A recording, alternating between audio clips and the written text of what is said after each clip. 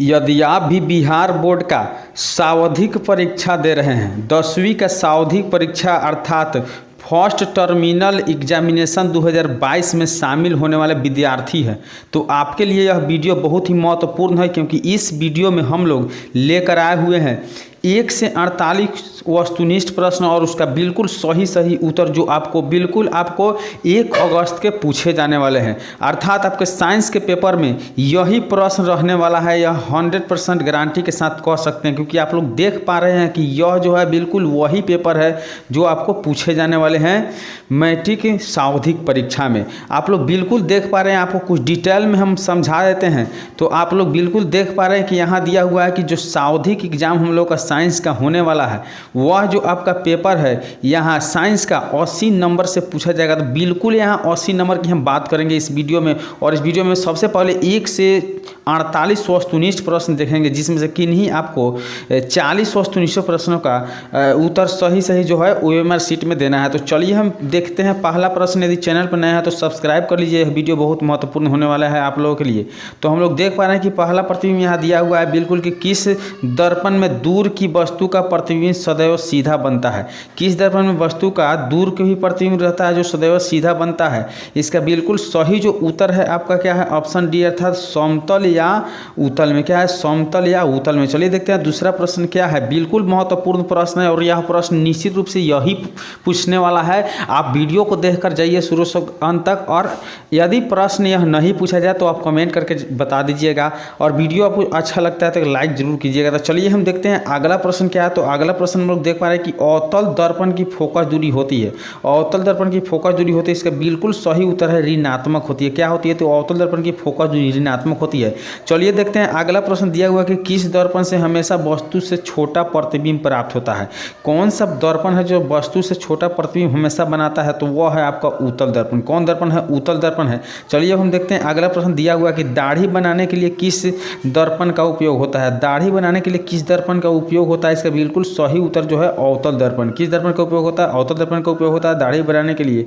अब हम लोग देखते हैं अगला प्रश्न क्या है। दिया हुआ है कि समतल दर्पण द्वारा बना प्रतिबिंब होता है। समतल दर्पण द्वारा बना प्रतिबिंब कैसा होता है, तो वह काल्पनिक होता है। कैसा होता है, काल्पनिक होता है। चलिए देखते हैं अगला प्रश्न दिया हुआ है कि प्रकाश के प्रवर्तन के कितने नियम होते हैं। प्रकाश के प्रवर्तन के कितने नियम होते हैं, इस तो सबको क्या पता है कि प्रकाश के प्रवर्तन के 2 नियम होते हैं। चलिए देखते हैं अगला प्रश्न क्या है। तो 7वां नंबर प्रश्न लोग देख रहे हैं कि कहाँ पर स्थित होने से, दिया हुआ है कि कहाँ पर स्थित होने से वस्तु का प्रतिबिंब अवतल दर्पण की फोकस पर बनता है।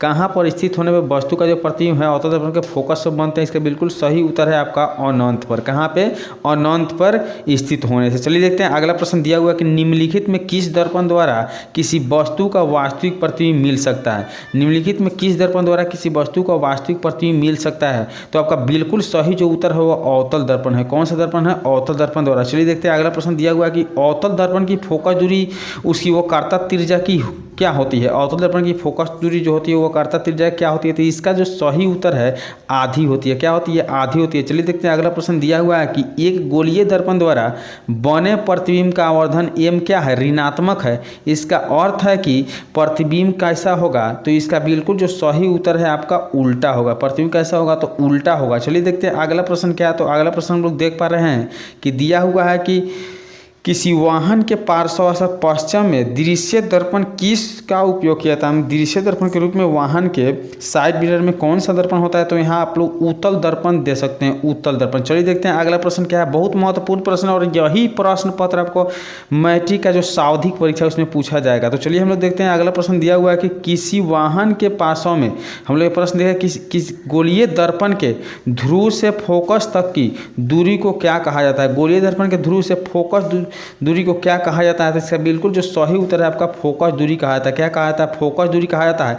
और हम लोग देखेंगे अगला प्रश्न क्या है। दिया हुआ किसी दर्पण में आपतन कोण हमेशा किसके बराबर होता है। किसी दर्पण में आपतन कोण हमेशा किसके बराबर होता है, तो आपका सही होता है कि आपतन कोण जो होता है ना, परावर्तन कोण के क्या होता है, बराबर होता है। चलिए देखते हैं अगला प्रश्न क्या है। तो अगला प्रश्न दिया हुआ है कि 32 सेंटीमीटर वक्रता त्रिज्या वाले एक उत्तल दर्पण की फोकस दूरी कितनी हो सकती है। तो 32 सेंटीमीटर वक्रता त्रिज्या वाले उत्तल जो दर्पण है उसका फोकस दूरी आपको 16 सेंटीमीटर हो सकता है। कितना सेंटीमीटर, 16 सेंटीमीटर। चलिए देखते हैं अगला प्रश्न जो दिया हुआ है। हम लोग एक एक प्रश्न महत्वपूर्ण है, अंत तक वीडियो को जरूर देखेंगे ताकि कल वाले परीक्षा में हम लोग 48 में 40 ऑब्जेक्टिव बनाकर 40 में 40 अंक प्राप्त कर ले। देखिए अगला प्रश्न जो दिया हुआ है कि ऐसा पदार्थ जिनसे होकर आपतित प्रकाश का एक छोटा सा भाग पार कर पाता है वह क्या कहलाता है? तो वह आपका कहलाता है पारभासी पदार्थ। कौन पदार्थ कहलाता है? पारभासी पदार्थ कहलाता है।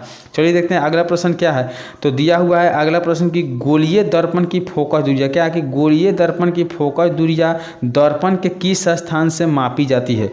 गोलीय दर्पण की फोकस दूरिया दर्पण के किस स्थान से मापी जाती है? इसका बिल्कुल सही जो उत्तर है ध्रुव से मापी जाती है। कहाँ से मापी जाती है? ध्रुव से। अब चलिए देखते हैं अगला प्रश्न दिया हुआ है कि एक गोलीय दर्पण की फोकस दूरी 12.5 सेंटीमीटर है तो उसकी तिर्जा क्या होगी? उसकी तिर्जा है जो कितना होगी? तो उसको तिर्जा आपका जो हो जाएगा 25 सेंटीमीटर हो जाएगा। कितना हो जाएगा? 25 सेंटीमीटर हो जाएगा। यह जो पेपर है बिल्कुल फाइनल पेपर है कल के लिए, तो इसको ऑन तक जरूर देखिएगा। दिया हुआ है कि अभिक्रिया ZnO + CO और ZnCO2 में कौन अपचयित होता है? कौन है जो अपचयित होता है? इसका बिल्कुल सही उत्तर है जिंक अर्थात Zn जो है अपचयित होता है। चलिए देखते हैं अगला प्रश्न क्या है। दिया हुआ है कि शरीर में भोजन का पाचन किस प्रकार की अभिक्रिया है? शरीर में भोजन के पाचन किस प्रकार की अभिक्रिया है? तो इसका बिल्कुल सही जो उत्तर है आपका ऑक्सीकरण अभिक्रिया। कौन सा अभिक्रिया? ऑक्सीकरण अभिक्रिया है। अब हम लोग देखेंगे अगला प्रश्न दिया हुआ है कि समीकरण Cu + O2 और बन रहा है कि Cu किस प्रकार की अभिक्रिया है? तो यह भी अभिक्रिया जो है आपका ऑक्सीकरण अभिक्रिया है। कौन सा अभिक्रिया? ऑक्सीकरण अभिक्रिया है। चलिए देखते हैं अगला प्रश्न दिया हुआ है कि निम्नलिखित में कौन ऑक्सीकारक है? निम्नलिखित में कौन ऑक्सीकारक है? इसका बिल्कुल जो सही उत्तर है आपका O2 है। O2 क्या है? ऑक्सीकारक है। चलिए देखते हैं अगला प्रश्न क्या है। तो अगला प्रश्न दिया हुआ है हम लोग देख पा रहे हैं कि रासायनिक अभिक्रियाओं को व्यक्त किया जाता है। क्या है? रासायनिक अभिक्रियाओं को व्यक्त किया जाता है। इसका बिल्कुल सही जो उत्तर है क्या है? तो सही उत्तर है समीकरणों के द्वारा। किसके द्वारा व्यक्त किया जाता है? समीकरणों के द्वारा। चलिए देखते हैं अगला प्रश्न जो दिया हुआ है वह प्रश्न है कि जिस रासायनिक अभिक्रिया में प्रतिफल के साथ साथ ऊष्मा का उत्सर्जन होता है उसे क्या कहते हैं? जिस रासायनिक अभिक्रिया में प्रतिफल के साथ साथ ऊष्मा का उत्सर्जन होता है उसे क्या कहते हैं? तो उसको जो कहा जाता है ऊष्माक्षेपी अभिक्रिया कहा जाता है। कौन सा अभिक्रिया? ऊष्माक्षेपी अभिक्रिया। अब देखते हैं अगला प्रश्न क्या है। दिया हुआ है कि निम्नलिखित में कौन सा पदार्थ फोटोग्राफी में प्रयुक्त होने वाला फिल्म बनाने में प्रयुक्त होता है?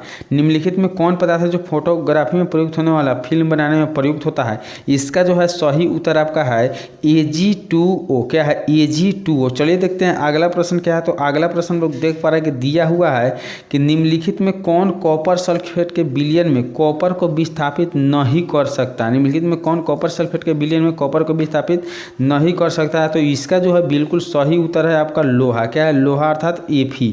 चलिए देखते हैं अगला प्रश्न क्या दिया हुआ है कि बैटरी अम्ल है सांद्र H2SO4 का। किसका अम्ल है? तो सांद्र H2SO4 का जो बैटरी अम्ल होता है वह है। चलिए अब हम देखेंगे अगला प्रश्न क्या है। तो दिया हुआ है कि इमली में कौन सा अम्ल होता है? इमली में कौन सा अम्ल होता है? इसका बिल्कुल जो सही उत्तर है टार्टारिक अम्ल। कौन सा अम्ल होता है? टार्टारिक अम्ल होता है। चलिए देखते हैं अगला प्रश्न क्या है। वीडियो पर अंत तक जरूर बने रहिएगा। तो दिया हुआ है कि निम्नलिखित में लिखा जा रहा है कि निम्नलिखित में कौन एक अम्ल है? निम्नलिखित में कौन एक अम्ल है? इसका बिल्कुल सही जो उत्तर है आपका HNO3 है। क्या? HNO3 है। हम लोग 48 में से 40% बिल्कुल आज इस वीडियो में देखकर कल जो है 40 में 40 सही उत्तर लाएंगे। तो चलिए देखते हैं अगला प्रश्न दिया हुआ है कि जल में घुलनशील भस्म क्या कहलाते हैं? जल में घुलनशील भस्म क्या कहलाते हैं? इसका जो बिल्कुल सही उत्तर है आपका क्षार कहलाते हैं। क्या कहलाते हैं? क्षार कहलाते हैं। चलिए देखते हैं अगला प्रश्न क्या दिया हुआ है कि निम्नलिखित में किसकी प्रकृति अम्लीय है? निम्नलिखित में किसकी प्रकृति है जो अम्लीय है? इसका बिल्कुल जो सही उत्तर है आपका ऑप्शन डी सही उत्तर है आपका। क्या है कि लाइम जूस का जो है प्रकृति अम्लीय है। चलिए देखते हैं अगला प्रश्न क्या दिया हुआ है कि अपच का उपचार करने के लिए निम्न में किस औषधि का उपयोग होता है? अपच का उपचार करने के लिए निम्न में किस औषधि का उपयोग होता है? वह औषधि जो है आपका एंटासिड है। क्या है? एंटासिड है। एंटासिड। चलिए देखते हैं अगला प्रश्न क्या दिया हुआ है कि चिप्स की थैली में कौन सी गैस भरी होती है? चिप्स की थैली में कौन सी गैस भरी होती है? इसका बिल्कुल जो सही उत्तर है आपका नाइट्रोजन गैस। कौन सी गैस? नाइट्रोजन गैस भरी होती है।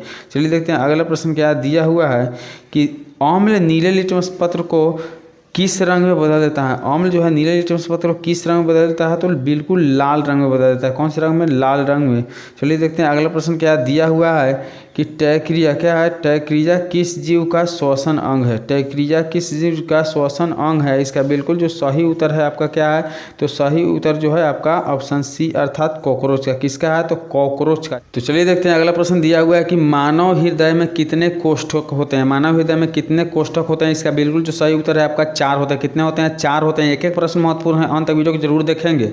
दिया हुआ है कि पौधे के उत्सर्जी पदार्थ निम्नलिखित में कौन है? पौधे के उत्सर्जी पदार्थ निम्नलिखित में कौन है? तो इसका उत्सर्जी पदार्थ जो होता है CO2 होता है, जो बिल्कुल ऑप्शन में नहीं दिया हुआ है।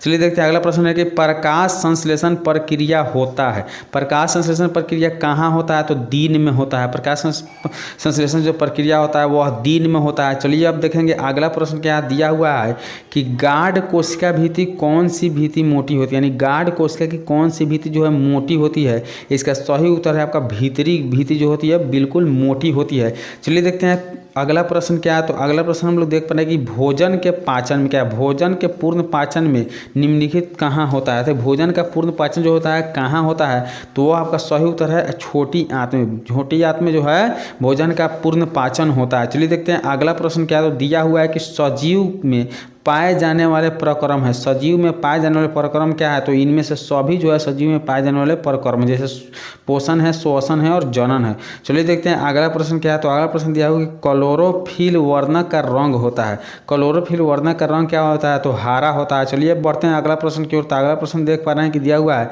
कि आहार नाल का क्या है? कि आहार नाल का सबसे लंबा भाग है।